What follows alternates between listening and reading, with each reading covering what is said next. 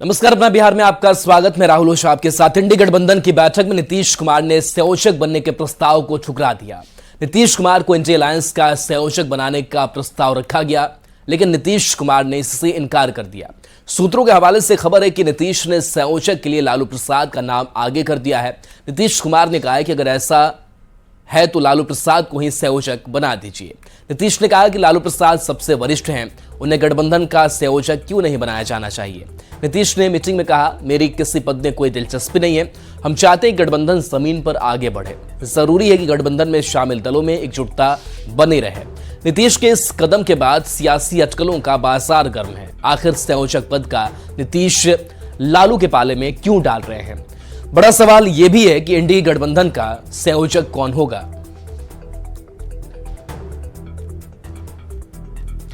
तो संयोजक पद का प्रस्ताव ठुकराने के बाद से सियासत बेहद गर्म है। विपक्षी दलों की बैठक पर बीजेपी तंज कस रही है। जेपी नड्डा ने विपक्षी गठबंधन पर बड़ा हमला बोलते हुए इंडिया अलायंस को वर्चुअल गठबंधन बताया, तो सम्राट चौधरी ने कहा कि नीतीश को सपना दिखाया गया प्रधानमंत्री बनाने का, लेकिन बिहार की जनता जानती है कि नीतीश को आगे क्यों नहीं किया गया। रविशंकर प्रसाद ने कहा कि जिस ऑफर में कोई सीरियसनेस था ही नहीं, उसको ठुकराने का क्या मतलब है। नीतीश कुमार के संयोजक का पद ठुकराने पर जेडीयू के मुख्य प्रवक्ता केसी त्यागी ने कहा कि नीतीश पहले ही बोल चुके हैं कि ना तो वो संयोजक और ना ही पीएम पद के दावेदार हैं। केसी त्यागी ने कहा कि वो ऑन रिकॉर्ड कहना चाहते हैं कि पीएम पद की दावेदारी के लिए उनसे स्वच्छ छवि के लोग बहुत कम हैं। ये तो वर्चुअल अलायंस है, तो ये वर्चुअल मीटिंग करेगा, रस्म अदायगी करेगा और क्या करेगा, और इससे ज्यादा ये क्या कर सकते हैं। और मैं कहता हूं ये इंडिया अलायंस के दो ही एजेंडा है। वैसे एक एजेंडा है परिवार बचाओ और दूसरा एजेंडा है प्रॉपर्टी बचाओ। फिर पूछ रहा हूं, संयोजक का ऑफर सीरियस था क्या कन्वीनर का? अगर सीरियस था तो पहले क्यों नहीं दिया? अगर नॉन सीरियस था तो अभी क्यों दे रहे हैं? तो फिर मुझे एक वाक्य मुहावरा है ना, बड़े बेआबरू होकर तेरे कुचे से हम निकले। उनको सपना दिखाया गया था कि आपको देश का प्रधानमंत्री का उम्मीदवार बनाऊंगा, नहीं बनाया। तो बिहार की जनता ये जानना चाहती है कि वो एनडीए छोड़कर गए थे, प्रधानमंत्री का उम्मीदवार बने और उम्मीदवार भी नहीं बनाया। नीतीश कुमार जी स्वयं कई अवसरों पर पहले भी कह चुके हैं, ना तो वो प्रधानमंत्री पद के दावेदार हैं, ना वो संयोजक पद के दावेदार हैं। और आज हम फिर ऑन रिकॉर्ड कहना चाहते हैं कि प्रधानमंत्री पद के दावेदारी के लिए उनसे अच्छा उच्च छवि के बहुत कम लोग हैं। नीतीश कुमार के आईएनडीआई गठबंधन का संयोजक बनने से इनकार करने के बाद बिहार में सियासी बयानबाजी तेज है। सभी पार्टियों के नेता अपने अपने हिसाब से इस मुद्दे पर बयान दे रहे हैं। आप भी सुनिए। इंडी गठबंधन सिर्फ एक दूसरे को राजनीतिक रूप से ठगने में लगा हुआ है और इंडी गठबंधन का तो अस्तित्व धीरे धीरे खत्म हो रहा है। आज की बैठक में लगभग आधे लोग नहीं थे। नीतीश कुमार जी को पता है कि ये सारी की सारी कवायद उन्हें मुख्यमंत्री पद से हटाने के लिए हो रही है और बार बार हमारे माननीय मुख्यमंत्री नीतीश कुमार जी ने हर पद से लेने की संभावना से अटकलों को खारिज किया है कि वो किसी पद के लिए नहीं, एकमात्र मकसद जो इंडिया अलायंस का ऑब्जेक्टिव है कि किस तरह से एक साथ होकर लड़े और देश में एक सेकुलर छवि की सरकार लाए, जहां पे महंगाई और बेरोजगारी के से आम जनता को राहत मिले। और भारतीय जनता पार्टी के द्वारा जिस तरह से लोकतंत्र और लोकतांत्रिक प्रक्रिया को कमजोर करने का प्रयास चल रहा है, उसके खिलाफ सभी को मिलजुल करके चुनाव मैदान में जाना है और इसके लिए सभी दलों में सहमति है। नीतीश कुमार जी को कहीं न कहीं आभास हो गया है कि 2024 लोकसभा चुनाव कहीं न कहीं इंडिया गठबंधन के लोग, घमंडिया गठबंधन के लोग बुरी तरीके से हारने वाले हैं और नीतीश कुमार जी कतई नहीं चाहते हैं कि हार का ठिकरा मेरे ऊपर फोड़ा जाए। नीतीश कुमार के संयोजक पर ठुकराने और लालू प्रसाद का नाम आगे करने पर सियासत तेज हो गई। बीजेपी का कहना है कि नीतीश को इंडी गठबंधन में अपमानित किया गया है, तो आरजेडी ने कहा कि लालू प्रसाद विपक्षी एकता के सबसे बड़े आर्किटेक्ट हैं, तो कांग्रेस गोलमोल जवाब दे रही है। अब जो भी हो रहा है भाजपा मुक्त भारत बनाने के लिए हो रहा है, रणनीति बनाई जा रही है। सब लोगों ने ये संकल्प लिया है कि एकजुटता के साथ 24 की लड़ाई लड़नी है, देश और लोकतंत्र संविधान को बचाना है। और आदरणीय लालू प्रसाद जी तो गैर भाजपा विपक्षी दलों के एकजुटता के सबसे बड़े आर्किटेक्ट रहे हैं। इंडिया गठबंधन में एक तरफ सारे पाखंडियों ने मिलकर के माननीय मुख्यमंत्री नीतीश कुमार जी को अपमानित करने का काम किया। कभी कोई कांग्रेस के ईस्ट इंडिया कंपनी के ट्रेनिंग वाले युवराज को कोई मटन पकाना सिखा रहा था, कोई ब्याह करा रहा था और कोई जो है खड़गे साहब को संयोजक बना रहा था।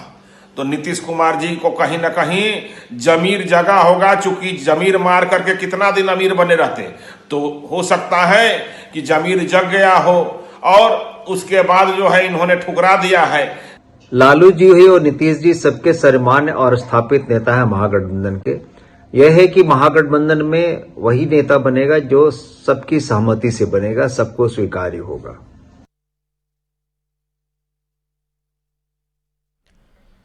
तो इंडी गठबंधन की वर्चुअल बैठक हुई और इसमें क्या कुछ कैसे तब्दीलियां हुई, कैसे परिस्थितियां बदली, वो समझाने की कोशिश करते हैं।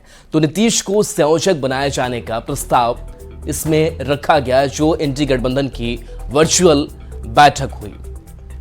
प्रस्ताव तो जरूर रख दिया गया, लेकिन नीतीश ने संयोजक बनने से इनकार कर दिया। नीतीश ने लालू प्रसाद का नाम आगे बढ़ा दिया। नीतीश कुमार ने मीटिंग में कहा, लालू प्रसाद सबसे ज्यादा वरिष्ठ, लालू प्रसाद को ही संयोजक बनाना चाहिए। नीतीश इंडी गठबंधन के सूत्रधार हैं। लगातार विपक्षी एकता की मुहिम में वो लगे हुए हैं।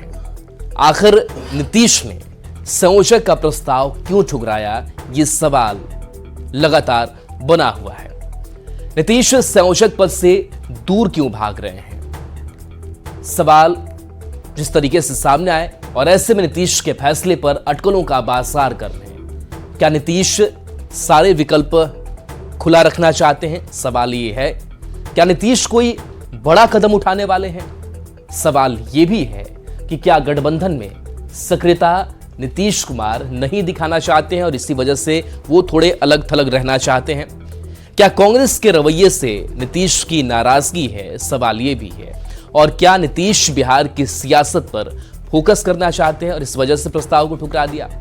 अगर चुनाव में इंडी गठबंधन हारती है तो ठीक रहा संयोजक पर फोड़ा जाएगा। क्या इन्हीं बातों को लेकर नीतीश ने किनारा कर लिया? सवाल यह भी है। संयोजक पद को लालू के पाले में नीतीश क्यों डाल रहे हैं और इसके भी कई जो मायने हैं वो निकालने की कोशिश हो रही है और वो मायने निकाले जा रहे हैं। बढ़ते आगे तो लोकसभा चुनाव में कुछ ही महीने शेष बच गए हैं। ऐसे में सीटों को लेकर सियासी खिचड़ी पकनी शुरू हो गई है। मुजफ्फरपुर लोकसभा सीट पर भी अब उम्मीदवार अपनी दावेदारी ठोक रहे हैं, लेकिन सबसे ज्यादा चर्चा कुर्नी से बीजेपी विधायक केदार गुप्ता की हो रही है। बीजेपी विधायक केदार गुप्ता ने बीजेपी सांसद अजय निषाद की सीट पर अपनी दावेदारी का ऐलान कर दिया। बीजेपी सांसद के खिलाफ बीजेपी विधायक ने दावेदारी ठोक दी है।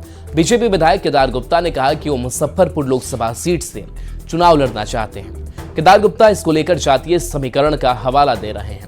वहीं केदार गुप्ता की दावेदारी को लेकर मुजफ्फरपुर के मौजूदा बीजेपी सांसद अजय निषाद ने कहा कि सबकी इच्छा होती है चुनाव लड़े।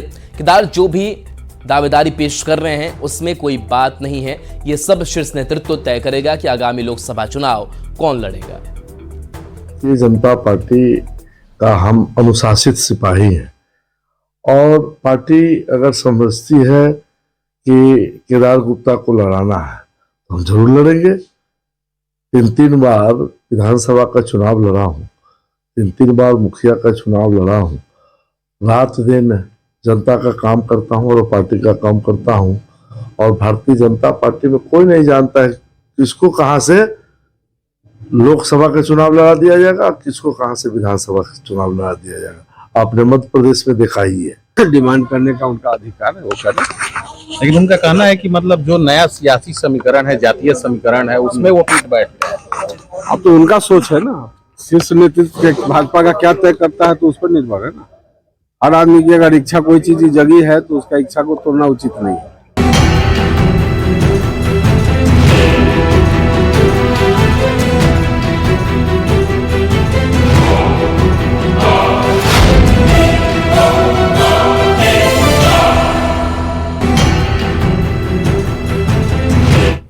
देखिए, केंद्रीय जांच एजेंसी एनआईए ने देश में धार्मिक उन्माद फैलाने की एक बड़ी साजिश का खुलासा किया है, जिसका सूत्रधार पीएफआई को बताया जा रहा है। जांच में खुलासा हुआ कि अयोध्या में बन रहे राम मंदिर में मूर्ति स्थापित करने को लेकर पिछले साल जनवरी में जब नेपाल से बिहार के रास्ते शालिग्राम पत्थर लाया जा रहा था, तब श्रद्धालुओं की टीम पर हमले की एक बड़ी साजिश रची गई थी। पीएफआई से जुड़े मोहम्मद याकूब खान उर्फ सुल्तान उर्फ उस्मान ने हमले की साजिश रची थी और हमले के लिए हथियारों की भी व्यवस्था की गई थी। धर्म विशेष के कुछ सिरफिरे युवाओं को हमले के लिए तैयार किया गया था, ताकि बिहार से लेकर उत्तर प्रदेश तक दंगा भड़काया जा सके।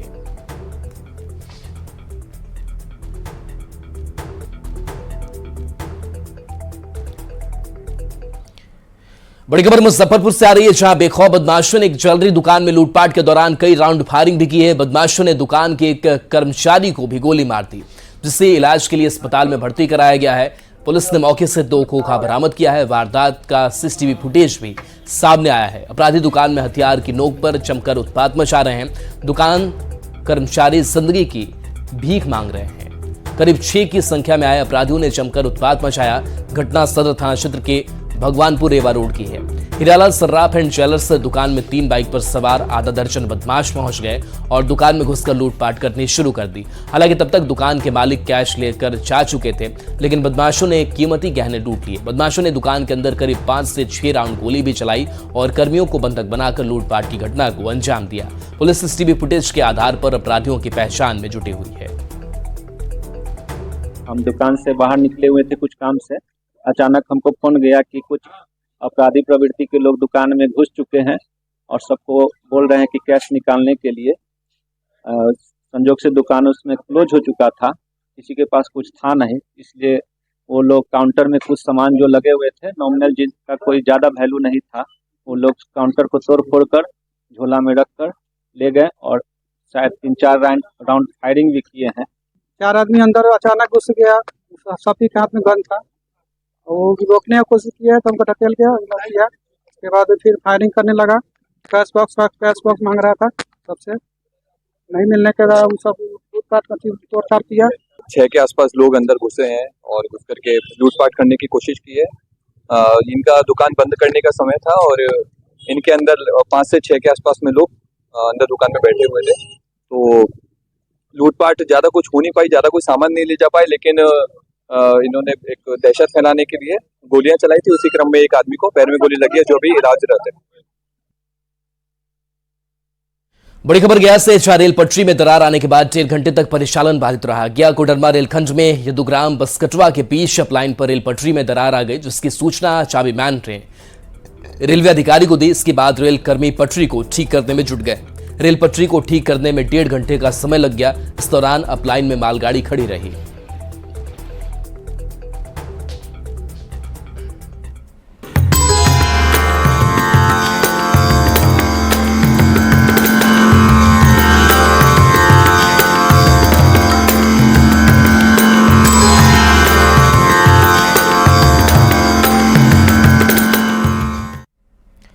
बाईस जनवरी के दिन रामलला की प्राण प्रतिष्ठा को लेकर देश के हर कोने कोने से कुछ ना कुछ शामिल किया जा रहा है। इसी कड़ी में बांका स्थित पौराणिक और ऐतिहासिक स्थल मंदार से पवित्र जल भेजा जा रहा है। भगवान मधुसूदन की मिट्टी यानी मंदार स्थित पापहरनी सरोवर के पवित्र जल को कलश से सुरक्षित ढंग से अयोध्या के लिए रवाना किया गया। बौसी से देवाशीष पांडे के नेतृत्व में 21 सदस्यीय दल अयोध्या के लिए निकल चुका है। अभ्युदय यात्रा माननीय मंत्री भारत सरकार श्री अश्विनी कुमार चौबे जी के नेतृत्व में हम लोग मंदार मधुसूदन की पावन भूमि से पापड़नी सरोवर का जल एवं यहाँ की मिट्टी, साथ ही साथ मधुसूदन मंदिर का जल एवं मिट्टी लेकर हम लोग 22 तारीख को होने वाले भगवान श्री राम के स्थापना के पूर्व उनके अभिषेक के लिए हम लोग यहाँ से मिट्टी और जल लेकर के अयोध्या जा रहे हैं। तो ये हम सबों का सौभाग्य है और 22 जनवरी के लिए हम लोग तैयार रहें, क्योंकि पुनः राम राज्य की स्थापना होगी और हम लोग रामचंद्र जी में मिल कर के संपूर्ण विश्व राममय होने जा रहा है। खबर रक्सौल से जहां श्री राम मंदिर निर्माण को लेकर बिहार के एक संत का संकल्प पूरा हो रहा है। संकल्प पूरा होने के बाद अयोध्या में भगवान श्री राम के मंदिर के प्राण प्रतिष्ठा के साक्षी भी बनेंगे। राम मंदिर ट्रस्ट की ओर से इस संत को विशेष आमंत्रण भेजा गया है। उत्तर बिहार के प्रमुख संत पीठाधीश्वर सेवक संजय नाथ ने संकल्प लिया था कि जब तक मंदिर नहीं बनेगा अयोध्या नहीं जाएंगे। बिना अयोध्या गए ही मंदिर निर्माण की लड़ाई लड़ते रहें। आमंत्रण मिलने के साथ ही उनका सपना पूरा हो रहा है, जिसे वह कभी अपनी आंखों में देखा करते थे। रामलला पुनः अयोध्या आ रहे हैं, इससे बड़ी खुशी मेरे लिए क्या होगा। मैं तो उस दिन संकल्प लिया था कि जब तक रामलला अपने महल में नहीं आएंगे तब तक मैं अयोध्या नहीं आऊँगा। मैं अपने जीवन में आज तक अयोध्या नहीं गया, पहला बार मैं जाऊंगा और मेरे लिए बहुत सौभाग्य की बात है। मैं उस दिन जा रहा हूं जिस दिन रामलला आ रहे हैं, इससे बड़ा सौभाग्य मेरे लिए क्या चाहिए। रामलला की प्राण प्रतिष्ठा को लेकर देश भर में उत्साह का माहौल है। 22 जनवरी को अयोध्या में रामलला की प्राण प्रतिष्ठा के दिन मुंगेर में भी बड़े कार्यक्रम की तैयारी की जा रही है। जमालपुर के बड़ी दुर्गा उदासीन आश्रम में भव्य आयोजन होगा। 21 और 22 जनवरी तक आश्रम में पूजा अर्चना की जाएगी। पूरे मंदिर परिसर को भव्य ढंग से सजाने की तैयारी की जा रही है। महंत ने बताया कि आश्रम को काफी भव्य तरीके से लाइट और फूलों से सजाया जाएगा। ऐसा है कि प्राण प्रतिष्ठा महोत्सव जो हो रहा है उसके उपलक्ष्य में बड़ी दुर्गा स्थान उदासीन आश्रम सदर बाजार स्थित जो अपना आश्रम है, मंदिर है, इसमें आयोजन किए जा रहे हैं। धार्मिक आयोजन अनुष्ठान किए जा रहे हैं। 21 तारीख से प्रारंभ होकर के 23 तारीख तक ये आयोजन होंगे। 21 तारीख को जैसे हवन किया जाएगा, वो हवन इस निमित्त किया जा रहा है कि जो कार्य हो रहा है उसमें कोई विघ्न बाधा ना आए, अच्छे से संपन्न हो जाए प्रभु की कृपा से, इसलिए 21 तारीख को हवन किया जाएगा। माता सीता की जन्मस्थली पुनौरा धाम से अयोध्या के लिए निकली सनेश भार यात्रा का मोतिहारी में जोरदार स्वागत हुआ। श्रद्धालुओं ने सनेश भार यात्रा का भव्य स्वागत किया। जैसे ही यात्रा चकिया के राम जानकी मठ पहुंची, श्रद्धालुओं ने पुष्प वर्षा से स्वागत किया। जनकपुर से सनेश लेकर आए लोगों को अंगवस्त्र देकर सम्मानित किया गया। बता दें कि पुनौरा धाम से 11,000 दौरा में सोना चांदी, कपड़े और अन्य सामान भेजे जा रहे हैं। भार में गाजा, लड्डू और अन्य मिठाइयां भेजी जा रही है। 60 ट्रक में सामान भरकर 100 गाड़ियों का काफिला पुनौरा धाम से अयोध्या के लिए प्रस्थान कर गई है। संपूर्ण विश्व के शिरोमणि दिव्य भूमि है, जिसको तिलक तिरहुत जान, अयोध्या तो मस्तके, अयोध्या मस्तक है तो मिथिला तिलक है, तिलक तिरहुत जान। और ऐसा श्री अवध और मिथिला का शाश्वत संबंध है श्री सीताराम जी का। अभी जब भी भक्तों के पता हुआ कि श्री राम जन्मभूमि में दिव्य श्री भवन में सरकार विराजमान होंगे, संपूर्ण मिथिलावासियों के हृदय में अति दिव्य उमंग उत्साह उत्पन्न हुआ। बागा के बौसी में 3 दिवसीय मंदार महोत्सव की सारी तैयारी पूरी हो चुकी है। मंत्री मोहम्मद शाहनवाज मेले का उद्घाटन करेंगे। महोत्सव को लेकर भव्य पंडाल बनाया गया है। कृषि प्रदर्शनी से जुड़े स्टॉल लगाए गए हैं। कृषि प्रदर्शनी के साथ सांस्कृतिक कार्यक्रम का भी आयोजन होगा। मकर संक्रांति के मौके पर भारी भीड़ जुटने की वजह से सुरक्षा के पुख्ता इंतजाम किए गए हैं। हमारे मधुश्री जी को, Madhushree Bhattacharya, Salman Ali mix tape band और स्थानीय कलाकारों को हम लोगों ने बढ़ावा देने के लिए यहाँ पर बुलाया है। और शाम में सांस्कृतिक कार्यक्रम भी होंगे। इसके अलावा पहली बार हम लोगों ने जो खेल प्रतियोगिताएं होती थी उसका हम लोगों ने व्यापक रूप से उसमें बढ़ोतरी करी है। इस बार क्रिकेट, फुटबॉल, पतंगबाजी, तीरंदाजी, कबड्डी, इसको हम लोगों ने CND के मैदान में काफ़ी भव्य रूप से करवाया है। इसके अलावा पापड़नी सरोवर जहाँ पर है वहाँ पर काफ़ी तादाद में श्रद्धालु आते हैं, सफा धर्म के श्रद्धालु भी आते हैं। उसके लिए हम लोगों ने SDRF की टीम वहाँ पर भी नियंत्रण कक्ष की व्यवस्था, उनके पानी, अलाव इत्यादि की व्यवस्था भी जो है इस बार करी। और चलिए न्यूज़ 18 बिहार झारखंड पर खबरें आपके लिए लगातार जारी हैं।